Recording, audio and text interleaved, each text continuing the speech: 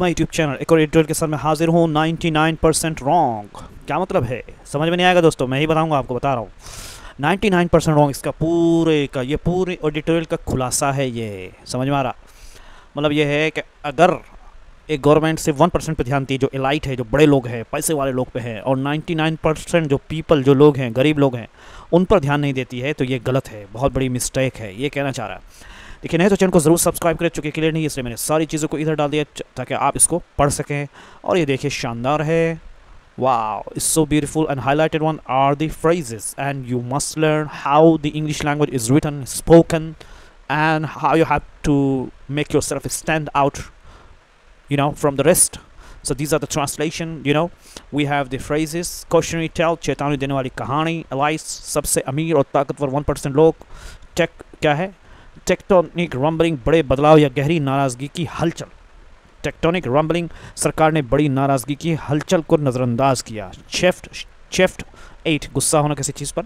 और इसी तरीके से यहाँ पर वोकैबुलरी की भरमार है। एक और है दोस्तों, सो नहीं है, हम let's go. So let's find English language with the beautiful editorial. So you can see Nepal is another cautionary tale. The same thing you will find here. Nepal is another. Nepal एक और है। एक और क्या है? चेतावनी देने वाली कहानी है। नेपाल क्या है दोस्तों?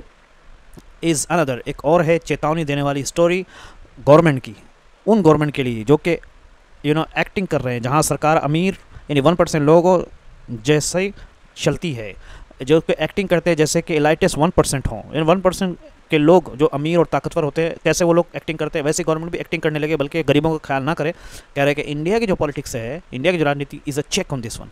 इस चीज़ पर रोक लगाती है, इस चीज़ पर गोया कि चेक पॉइंट है, यानी इंडिया की राजनीति में थोड़ा बहुत बैलेंसिंग है। ये चीज़ नहीं है यहाँ पे कि लोग खाली एलाइट का ख्याल रखते हैं, लोगों का खत्म। मतलब सरकार आम जनता को भूलकर सिर्फ अमीरों की तरफ बर्ताव करती है। तो कह रहे कि भारत की राजनीति इस पर रोक लगाती है। चेक ऑन दिस का मतलब इस पर रोक। इन इक्वलिटी, अमीरी गरीबी का फ़र्क बहुत पहले से है। भारत की राजनीति इस पर रोक लगाती है। इन इक्वलिटी हैज़ एग्जिस्टेड, यानी बराबरी का ना होना, जो कि बहुत पहले से मौजूद है। Almost from the time humans settle down as agriculturist 10,000 years ago. कुछ भी बोलते रहते हैं, अरे कुछ पता नहीं बस कभी दुनिया पैदा हुई थी, 10,000 बोल दो, 20,000 बोल दो।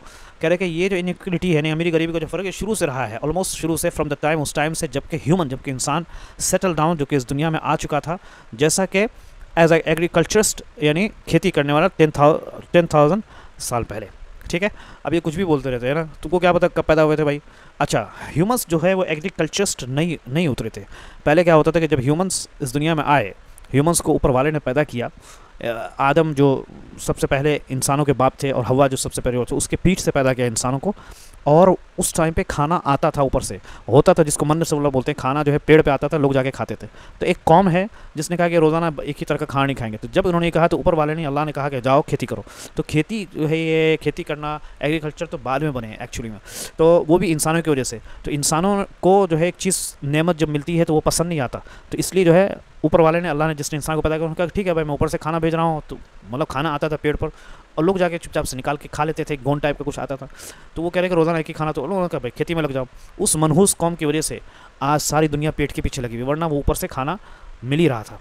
ठीक है, 10,000 years ago, and there is a view, कह रहे कि कहा जाता है, देयर इज़ अ व्यू, कि जब इंसान जो पहले खेती करने लगे थे। ठीक है, और एक सोच ये है कि सरकारें बनी ताकि अमीर लोग बाकी जनता का फ़ायदा उठा सकें, ये भी कहा जाता है। देयर इज़ अ व्यू, कह रहे कि दैट गवर्नमेंट्स इमर्ज, गवर्नमेंट जो नेपाल में बनकर आई है, एज अ वे, एक तरीका है फॉर द एलाइट के लिए, यानी बड़े लोगों को, बड़ी अमीरों को, टू एक्सप्लॉइट द रेस्ट, बाकी लोगों पर जुल्म करने के लिए, ऐसा भी लोग बोलते हैं। और इस गवर्नमेंट, कह रहे कि ओली की जो government, perhaps subscribe to it, कि ओली की गवर्नमेंट जो है शायद इस सोच को मानती थी, इसको उसने मान लिया था कि भाई सब्सक्राइब, यूट्यूब चैनल को दोस्तों सब्सक्राइब कर लो यहाँ पे। ठीक है, एल्स अदरवाइज ऐसा नहीं हो सकता। It have been picked up tectonic rumblings that brought it down on Tuesday. कह रहे कि नहीं तो उसने मंगलवार को सरकार गिराने वाली जो बड़ी नाराज़गी थी, जिसको बोलते हैं टेक्टोनिक रंबलिंग, गहरी हलचल, नाराज़गी, पहले ही समझ ली होती। क्या होती दोस्तों? नहीं तो क्या है, it would have been picked up, समझ चुके होते। वो क्या है, एज द टेक्टोनिक, यानी टेक्टोनिक रंबलिंग को उठा लिया था, टेक्टोनिक रंबलिंग को समझ लिया होता। कि टेक्टोनिक रंबलिंग क्या बोलते हैं दोस्तों? गहरी हलचल, नाराज़गी को, जिसने उसको गिरा दिया, उसकी गवर्नमेंट को गिरा दिया ट्यूसडे के दिन। यानी टेक्टोनिक रंबलिंग को उन्होंने इग्नोर किया, बस अपने ही चक्कर में रहते। अगरचे ऑल्दो नॉट द वर्स्ट, कह रहे हैं कि नेपाल की अमीरी गरीबी की समस्या सबसे बड़ी नहीं, although it's not the worst, यानी जो नेपाल की जो इनइक्वलिटी है, ये ज़्यादा बड़ी समस्या नहीं है, ज़्यादा सबसे बुरा नहीं है, बल्कि नेपाल से inequality problem is a serious. कह रहे हैं कि ये जो बल्कि लेकिन गंभीर है, लेकिन नेपाल की जो अमीरी गरीबी का जो प्रॉब्लम है वो अभी गंभीर है।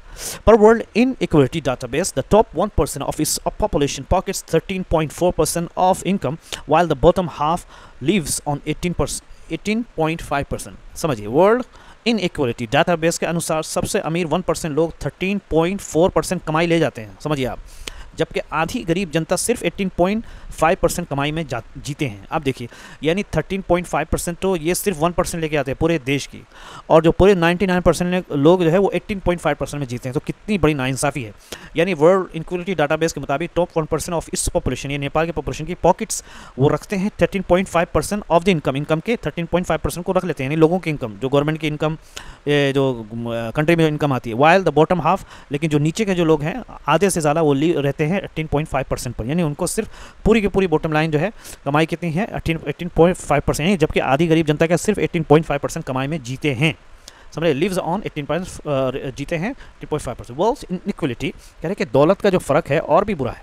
Wealth inequality is much worse, बहुत बुरा है। The top 1% hold 25%, the bottom half only 4%। कह रहे कि जो टॉप 1% है, दौलत का जो फ़र्क है वो क्या है, बहुत बुरा। अमीर जो 1% के पास 25% है, the top 1% holds 25%, the bottom half, और जो के पास 25%, और गरीब आधी जनता के पास सिर्फ 4% है। द बॉटम हाफ ओनली, गरीब 4% है। रिपोर्ट कहती है कि आम नेपाली इस फ़र्क के सामने लाचार और अधिकारहीन महसूस करते हैं। रिपोर्ट्स कहती है कि ऑर्डिनरी नेपालीज, आम जो नेपालीज है, फेल्ट पावरलेस, लाचार एंड क्या है देख लो आप, disenfranchised in the face of this disparity. और क्या है नेपाल, डिसइनफ्रेंचाइज का मतलब क्या है दोस्तों, आपको मैं बताता हूँ। डिसइनफ्रेंचाइज का मतलब है not allowed to have right, ठीक है, यानी उनको ऐसा लगता है कि उनको अधिकारहीन महसूस करते हैं वो, क्या उनके पास कोई राइट नहीं, राइट टू वोट, और क्या है, और नो से इन डिसीजन, यानी अधिकारों से वंचित, जैसे वोट देने का अधिकार छीन जाना। इन the face of this disparity, क्या है इस डिस्पैरिटी के सामने, यानी जो ये बेईमानी जो चल रही है, जो हकमारी जो चल रही है, इसके सामने क्या है, रिपोर्ट क्या कहती है कि आम नेपाली इस फ़र्क के सामने लाचार डिस्पैरिटी में लाचार महसूस करते हैं इस फ़र्क के सामने। ठीक है दोस्तों, नाउ लेट्स गो। अच्छा, डिस्पैरिटी मतलब थोड़ा आप देख लेना का, बट द यूथ मैं आपको बता दें, डिस्पैरिटी मतलब डिस्पर्स भी आता है, यानी जो जो निराशाजनक है ना, अब पावरलेस और अधिकारी जो है वो महसूस करते हैं। यानी रिपोर्ट क्या कहती है कि आम नेपाली इस फ़र्क के सामने, यानी जो फ़र्क है, यानी अमीरी और गरीब का जो फ़र्क है, वो उनको क्या है, पावरलेस, लाचार और अधिकारहीन महसूस करते हैं। लेकिन नौजवान, बट द यूथ, ठीक है, लेकिन नौजवान स्पेशली खासतौर पे गुस्सा, शिफ्ट का मतलब at the growing arrogance of the powerful, कह रहे कि जो पावरफुल ताकतवर लोग, उनके जो घमंड की बढ़ती घमंड पर बड़े गुस्सा है, एंड देयर ओन डिमिनिशिंग, और उनका जो खुद का जो है कम करने का जो प्रोस्पेक्ट्स है, यानी प्रोस्पेक्ट्स बोलते हैं अपॉर्चुनिटीज़, मौके जो है वो क्या है, कम होते जा रहे हैं, अपॉर्चुनिटीज़ नहीं है। कहाँ पे, इन एक ऐसे इकोनॉमी दैट इंक्रीजिंगली, जो कि बहुत ज़्यादा क्या है चलती है रेमिटेंस पर, यानी बढ़ती, यानी बाहर के पैसों पर क्या है वो दिन ब दिन चलती जा रही है, खुद का कुछ नहीं है। समझे, शिफ्ट का मतलब होता है टू फील एनॉयड, अपसेट और इम्पेशेंट, आपने पढ़ा ना, गुस्सा महसूस करना, बेसब्रा महसूस करना, ठीक है। यानी क्या है, नौजवान खासकर ताकतवर लोगों के बढ़ते घमंड से चिढ़ गए हैं, शिफ्ट एट गुस्सा चिढ़ना, एंड देयर ओन डिमिनिशन, और अपने घटते रोजगार के मौके से भी जो है वो गुस्से में हैं, क्योंकि नेपाल की अर्थव्यवस्था अब ज़्यादातर विदेश से आने वाले पैसों पर चलती है।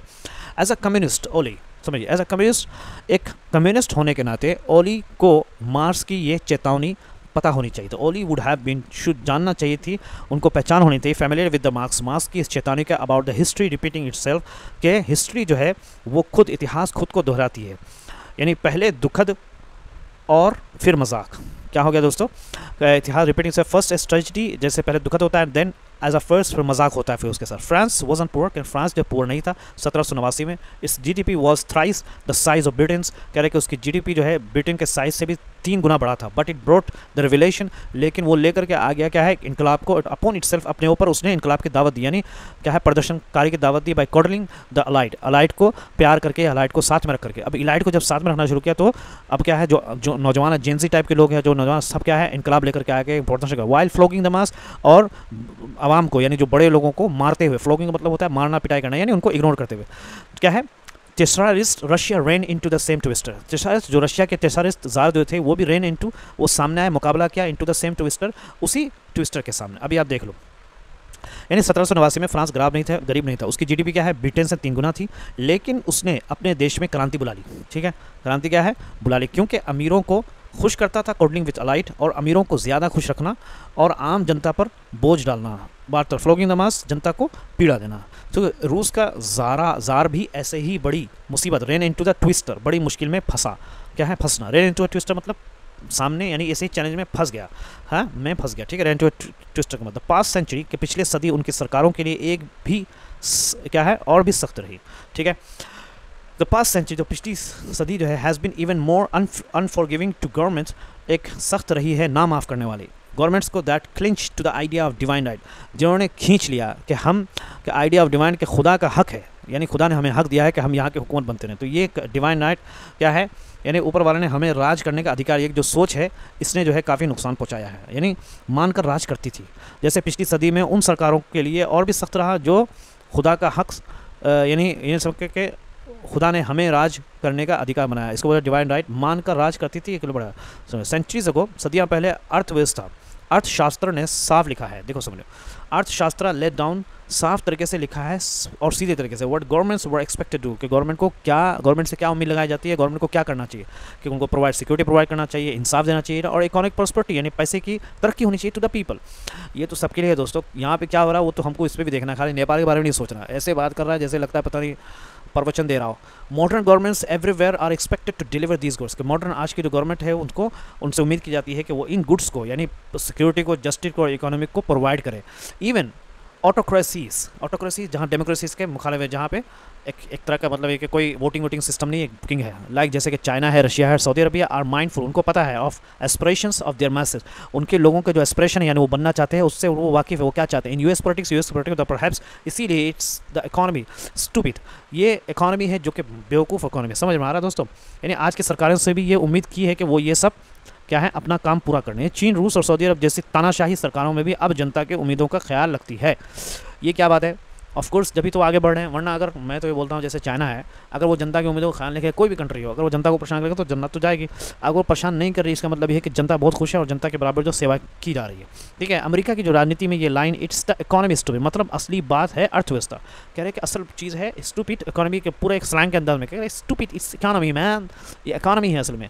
रीजनेट्स 3 decades after Bill Clinton's campaign coined in 1992, समझ में आज भी असर करती है, जो 1992 के क्लिंटन की चुनाव मुहिम से आई थी, आज भी रीजनेट्स पैदा करती है, रीज़न बनाती है। 3 decades, तो यानी 3 सदियों से 30 सालों से आफ्टर बिल क्लिंटन की जो नोटिस थी कॉइंड, जो कि इसी से क्या है, क्लिंटन की चुनाव मुहिम भी इसी से आई थी, स्टूपिड इकोनॉमी 1990 को। Downward revision of the employment data last month Ratle Trump so much that he fire bureau of labour statistics chief. आपको पता है, आपने अगर मेरे एडिटर को आप देखते हैं कि downward revision of employment data के जो रिवीजन, यानी उसको जब दोबारा देखा गया तो उसमें नंबर की जो दिखाया गया था कि बहुत सारे जॉब लगे, तो उसमें कम, डाउनवर्ड का मतलब कम पैदा करना। लास्ट मंथ क्या, जिसने ट्रम्प को गुस्सा दिलाया, इतना गुस्सा दिलाया कि उसने जो है उसके ब्यूरो ऑफ लेबर स्टैटिस्टिक्स जिसने ये डाटा बताया था उसको ही फायर कर दिया। You are fired, you know that truth is, कह रहे कि पिछले महीने क्या है, रोजगार के आंकड़े घटा दिए गए, जिससे ट्रम्प इतने हिल गए, रेटल हिल गया कि उन्होंने मजदूरी विभाग के जो चीफ को ही निकाल दिया, लेबर स्टैटिस्टिक्स जो चीफ उसको निकाल। द ट्रूथ इज, सच ये है कि 5000 साल पहले लोगों ने सरकार को मान लिया, क्योंकि बदले में सरकार जनता को सुविधाएं देगी। सोशल कॉन्ट्रैक्ट जनता और सरकार का समझौता है। That truth is, the people agreed, लोगों ने मान लिया कि सबमिट टू गवर्नमेंट के सामने सबमिट करने का 5000 साल पहले इन रिटर्न, जिसके बदले में फॉर पब्लिक बेनिफिट के वर्ड, यानी सोशल कॉन्ट्रैक्ट था कि भाई हम सरकार का साथ देंगे और सरकार हमें जो है benefit they. That's the original social contract, कि ये है असली सामाजिक समझौता था, यानी कि गवर्नमेंट, आम लोग जो है सरकार का साथ देंगे और गवर्नमेंट के लोग भी वो आम लोगों का साथ देंगे। India for all it's burden, कि भारत जो है गरीबी, असमानता, भ्रष्टाचार और बेरोजगारी जैसे समस्याओं के बावजूद अपने पड़ोसी देशों की तरह झगड़े, हंगामे, गड़बड़ी नहीं झेला, ठीक है। India for all it's burden, India उसके तमाम बोझ, गरीबी, इनइक्वालिटी, गरीबी, करप्शन, भ्रष्टाचार और बेरोजगारी होने के बावजूद भी हैज़ नॉट, इस तरह के फाइंड द काइंड ऑफ रक्शंस, इस तरह के जो है अपने नेबर्स के तरह जो रक्शंस है, रक्शंस का मतलब है हंगामे, गड़बड़ी का अब तक फेस नहीं किया है, जो कि अच्छी बात है। Because competitive democracy doesn't allow the government party to lose touch with the government, क्योंकि यहाँ लोकतंत्र है। बिकॉज कंपेटिटिव डेमोक्रेसी यहाँ पे क्या है, लोकतंत्र है, जहाँ चुनावी टक्कर प्रतिष्ठा लोकतंत्र सरकार को जनता से कटने का, जनता से दूरी बना नहीं देती है। तो क्या ये जो कम्पिटिटिव डेमोक्रेसी है जो कि अलाउ नहीं करता कि गवर्नमेंट पार्टी को लूज इन टच जनता से दूर है, इसीलिए जनता को पूरे साथ में हर बात जनता जनता भले ही फुल दबा के बेवकूफ़ बनाते हैं। और ऐसी डेमोक्रेसी है दोस्तों, देखिए आप डेमोक्रेसी देखिए, एवरी सिंगल डे यहाँ पे बलात्कार होता है, एवरी सिंगल डे कत्ल होता है, रेप होता है, क्या क्या होता है। तो इस डेमोक्रेसी का बस यही चल रहा है, लेकिन लोगों के, आम जनता की खुशहाली, आम जनता की जो एक वेलबिंग है उसका, इसमें बहुत सारी कमी पाई जाती है। If government can't create job, अगर गवर्नमेंट जॉब पैदा नहीं कर सकती है तो at least it tries to compensate with free rations.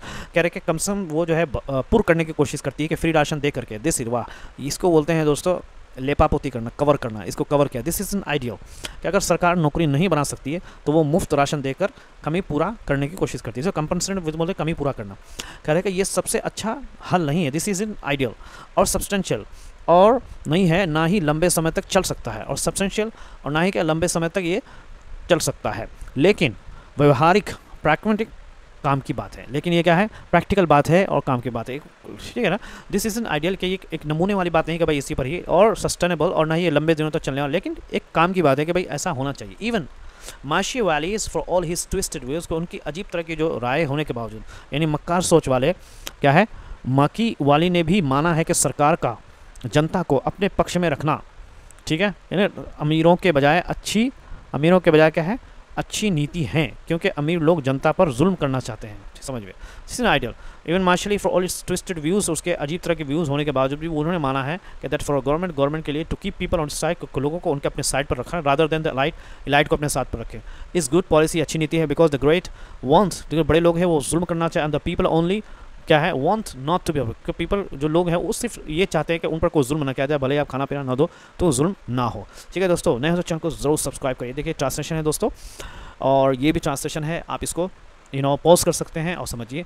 ये फ्रेजेस हैं यहाँ पर, इसको वीडियो को पॉज करिए, नोट डाउन करिए, और इसी तरह से वोकैबुलरी है। नए हैं तो चैनल को जरूर सब्सक्राइब करें। Thank you so much, have a good